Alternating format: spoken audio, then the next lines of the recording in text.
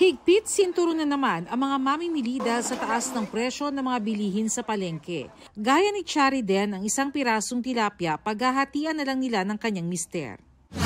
Kasi dati 50 pesos, ngayon tumaas na siya, 80 pesos, isang piraso lang yun. Nagtitipid kasi kami. Yun lang po yung binibili. Yun lang kaya ng budget namin, pinagkakasya na lang namin. Binili ko pong gulay, isang sayote, tapos kalating repolyo, isang carrots, 1/4 lang na beans, 260 na.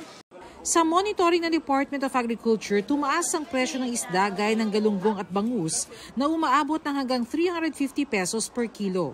Sa Marikina Public Market, umaabot ang kada kilo ng galunggong sa 360 pesos. Ang bangus naman hanggang 390 pesos. Tumaas rin ang ilang gulay tulad ng red bell pepper, broccoli at patatas. Kukunti nga po ang supply ng galunggong. Walang mga kuha, walang mga biyahe kasi binaha. Kaya tumaas. Sa taas ng presyo ng galunggong ngayon dito sa Litex Market sa Quezon City, bibihira ang mga nagtitinda ng galunggong. Puhunan pa lang kasi, aabuti na raw ng 270 hanggang 300 pesos kada kilo. Kasi kung i-retail po siya sa ganung presyo po is umaabot na siya ng 340. Hindi na po talaga kakayahan, kahit ako naman siguro. Hindi na rin ako bibili ng galunggong. Pag bagyo, titigil yung pangingisda. Sa gulay naman, mabilis naman na bahain. Ngayong pumasok na ang Burr months, maaaring tumaas ang presyo ng iba pang bilihin na madalas sasangkap sa mga panghanda.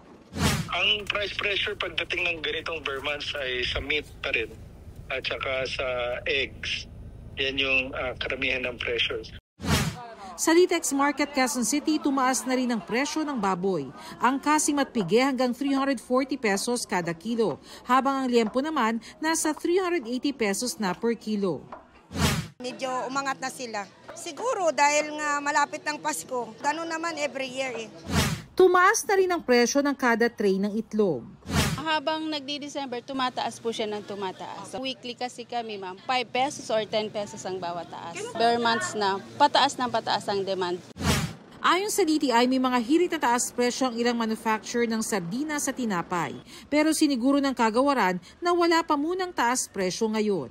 Para sa GMA Integrated News, Bernadette Reyes, nakatutok 24 oras.